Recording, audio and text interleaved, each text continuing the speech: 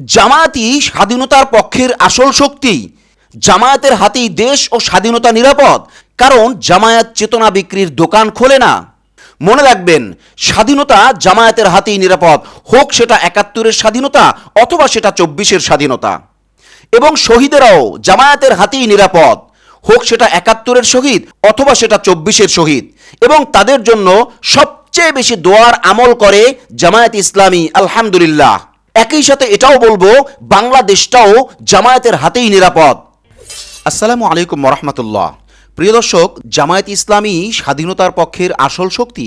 জামায়াতের হাতেই দেশ ও স্বাধীনতা নিরাপদ, কারণ জামায়াত ইসলামী চেতনা বিক্রির দোকান খোলে না। চলুন আমরা মূল আলোচনায় যাই। বন্ধুরা, আপনারা দেখেছেন যে আজকে ১৬ই ডিসেম্বর বিজয় দিবস পালনে জামায়াত ইসলামীর জমকালো অনুষ্ঠান যাকে বলে, এবং কালার কম্বিনেশনের যে অনুষ্ঠান জাতীয়ভাবে তারা উপহার দিয়েছে, যা আন্তর্জাতিকভাবে সবাই উপভোগ করেছে, এটার প্রশংসা করে শেষ করা সম্ভব নয়।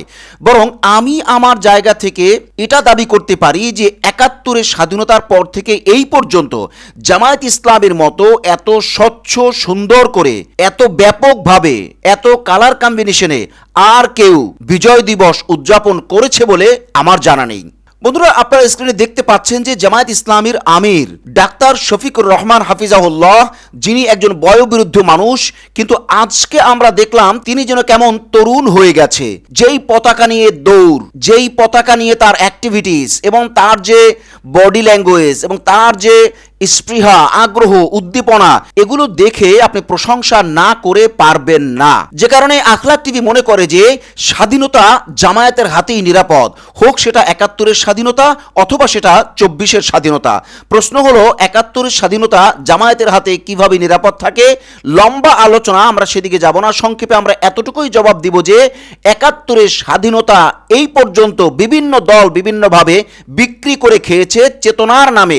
চেতনার দোকান খুলে স্বাধীনতাকে বারবার বিভিন্ন অ্যাঙ্গেলে বিক্রি করে পকেট ভরেছে, দেশ লুটপাট করেছে, আর স্বাধীনতাকে বানিয়েছে শুধুমাত্র ব্যানার আর ফ্যাশন আর মোশন। স্বাধীনতাকে আসলে তারা কখনোই ধারণ করেনি বা লালন করেনি। যদি তাই হতো, তাহলে আজকে ৫৫তম বিজয় দিবস উদযাপনে জামায়াত ইসলামী যা দেখিয়েছে তা কিন্তু তারা কেউ দেখাতে পারেনি, কারণ তারা ৭১ ও ৭১-এর চেতনা, স্বাধীনতা এগুলো বিক্রি করার দোকান খুলে নিজেদের পকেট ভরে। আর জামায়াত ইসলামী ৭১-এর স্বাধীনতাকে, স্বাধীনতার চেতনাকে কখনোই বিক্রিও করে না, বিক্রির দোকানও খোলে না, বা বিক্রির চিন্তা ভাবনাও করে না। এ হলো ৭১-এর অবস্থা, যেটা আজ জামায়াত ইসলামী বিজয় দিবস পালন করতে গিয়ে অক্ষরে অক্ষরে জাতির চোখে আঙুল দিয়ে দেখিয়ে দিয়েছে। এবং সারা বাংলাদেশ সহ সারা বিশ্বের মানুষ দু চোখ দিয়ে দেখেছে যে জামায়াত ইসলামের হাতে কিভাবে ৭১ নিরাপদ, কিভাবে ৭১-এর স্বাধীনতা নিরাপদ, কিভাবে ৭১-এর চেতনা নিরাপদ। যে কারণে আপনারা স্ক্রিনে দেখতে পাচ্ছেন যে আখলাক টিভি পোস্ট দিয়েছে যে স্বাধীনতা বিরোধী কারা? যারা স্বাধীনতা পাহারা দেয় তারা, নাকি যারা স্বাধীনতা বেচে খায় তারা? মিথ্যা চেতনার বাজারে ঠাড়া পড়ুক, আল্লাহ বিচার করুক তাদেরকে, যারা স্বাধীনতাকে বেচে খায়, যারা স্বাধীনতার চেতনাকে বিক্রি করে খায়, আর স্বাধীনতার চেতনাকে ঢাল বানায়া দেশকে লুটপাটের স্বর্গরাজ্যে পরিণত করে। বন্ধুরা, বাংলাদেশের একজন পরিচিত ভদ্রলোক জনাব আন্দালিব রহমান পার্থ মুখ ভেঙাইয়া খুব ইনায়া বিনায়া বলেছিল কিছু মানুষের সামনে যে জামায়াত ক্ষমতায় গেলে কি ১৬ই ডিসেম্বর পালন করতে পারবেন, ২৬শে মার্চ পালন করতে পারবেন, পহেলা বৈশাখ পালন করতে পারবেন, কোনো পূজা পালন করতে পারবেন? পার্থদেরকে সবাই ডেকে জিজ্ঞাসা করে চোখ দুইটা খোলাইয়া এরপরে মিডিয়ার দিকে তাকাইয়া দেখান যে বিজয় দিবস কিভাবে উদযাপন করতে হয়, চেতনা বিক্রি না করেও বিজয় দিবস কিভাবে সর্বোচ্চ মর্যাদায়, সর্বোচ্চ সম্মানে, সর্বোচ্চ সুন্দরভাবে বিজয় দিবস কিভাবে পালন করে, সেটা জামাতের কাছ থেকে শিখে যান জনাব আন্দালিব রহমান পার্থ। আর কয়দিন বেচবেন ৭১-কে? আর কয়দিন বেচবেন বিজয় দিবসকে?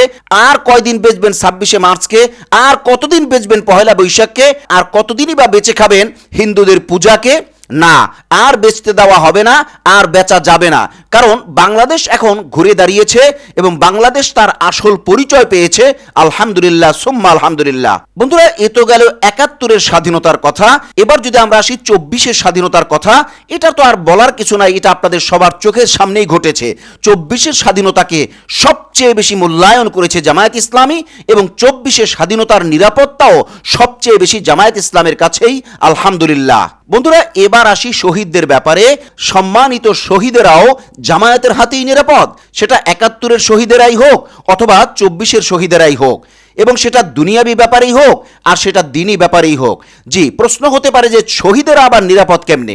দেখুন, যারা শহীদদের নাম বিক্রি করে ৭১-এ যারা দেশের জন্য অকাতরে জীবন দিল, সেই বিজয় দিবস উদযাপন করতে গিয়ে তারা সারা দিন ভর, আগের রাত থেকে শুরু করে সারা দিন ভর গান বাজায় গান বাজায় গান বাজায়।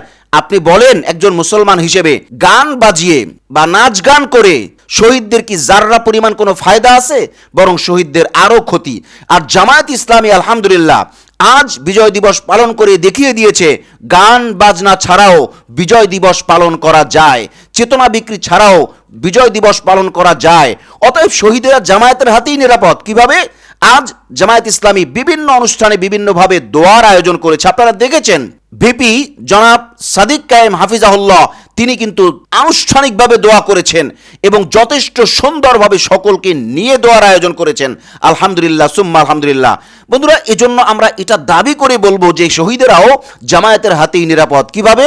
জামায়াত শহীদদেরকে বিক্রি করে খায় না, চেতনা বিক্রি করে খায় না, বরং শহীদদের জন্য দোয়ার আয়োজন করে এবং গান বাজনা ছাড়া, নাচা কোদা ছাড়া শরীয়ত সম্মতভাবে, শান্তিপূর্ণভাবে, সুন্দরভাবে শহীদদেরকে স্মরণ করে এবং শহীদদের পরকালের জন্য সওয়াব রিসানি করে, দোয়ার আয়োজন করে। আলহামদুলিল্লাহ সুম্মা আলহামদুলিল্লাহ। আর এটা তো আমরা সবাই জানি, ৭১-এ যারা দেশের জন্য শহীদ হয়েছে, ২৪-এ যারা দেশের জন্য শহীদ হয়েছে বা আগে পরে, এই ৭১-২৪-এর বাইরেও আগে পরেও যারা দেশের জন্য শহীদ হয়েছে, সকলের জন্যই মূলত দোয়াটাই মুখ্য বিষয়। শহীদকে বিক্রি করে খাওয়াটা মুখ্য বিষয় নয়। বন্ধুরা, এবার আসি বাংলাদেশের ব্যাপারে। বাংলাদেশটাও জামায়াতের হাতেই নিরাপদ, সেটা শাসনের দিক থেকেই হোক আর সেবার দিক থেকেই হোক। কারণ মূলত এ ব্যাপারে আমরা খুব বেশি লম্বা বক্তৃতা দিতে চাই না, আমরা শুধু একটা কথা বলেই এই ব্যাপারটা শেষ করব যে বাংলাদেশটাও জামায়াতের হাতে কিভাবে নিরাপদ, শাসনের দিক থেকেই হোক অথবা সেবার দিক থেকেই হোক। দেখুন, জামায়াত ইসলামের শাসন ব্যবস্থাটা কি সেবায় গ্রহণ করেছে, মানে সেবামূলক কাজের মধ্যে ধরে নিয়েছে বা সেইভাবেই তাদের প্রজেক্ট। তার মানে কোনো শাসন তারা শাসন শোষণ করবে না, সকল শাসনকেই তারা সেবার মানদণ্ডে, সেবার ছাঁচে, সেবার ডাইসে, সেবার ওয়েতে, সেবার পরিকল্পনাই তারা সব কাজ আঞ্জাম দেয়। অতএব বাংলাদেশটাও জামায়াতের হাতেই নিরাপদ ইনশাআল্লাহ। আলহামদুলিল্লাহ সুম্মা আলহামদুলিল্লাহ। আলোচনার শেষ পর্যায়ে আমরা সকলের কাছে আবেদন করব, আমরা সবাই আল্লাহর কাছে দোয়ার আমল চালাই এবং সবাই নিজের জায়গা থেকে চেষ্টা করি যেন বাংলাদেশ 1971, ৭১-এর স্বাধীনতা, ৭১-এর যুদ্ধ, এই সমস্ত বিষয়গুলো নিয়ে, ৭১-এ যারা শহীদ হয়েছেন এ সকল বিষয়গুলো নিয়ে যারা চেতনার দোকান খুলে বসেছে তারা যেন আর চেতনা বিক্রি করতে না পারে। কারণ কেউ একজন সোশ্যাল মিডিয়াতে লিখেছে যে চেতনার পাইকারি দোকানদাররা অলরেডি দেশ ছেড়ে পালিয়েছে, আর কিছু খুচরা দোকানদাররা, টং দোকানদাররা এখনো চেতনা বিক্রির চেষ্টা করছে বা চেতনা বিক্রির চেষ্টা চালাইতেছে। কিন্তু জাতি, জনগণ চেতনার ক্রয় বিক্রয় জাতি আর পছন্দ করে না আর করবে না ইনশাআল্লাহ। আল্লাহ রাব্বুল আলামিন জামায়াতের নেতৃত্বে ৮ দলের মাধ্যমে সরকার গঠন করে একটি কল্যাণ রাষ্ট্র কায়েম করার তৌফিক দান করুন। আজ তাহলে এ পর্যন্তই, দেখা হচ্ছে পরবর্তী কোনো লাইভে অথবা পরবর্তী কোনো ভিডিও বার্তায় ইনশাআল্লাহ। ওয়াসসালামু আলাইকুম ওয়া রাহমাতুল্লাহি ওয়া বারাকাতুহু।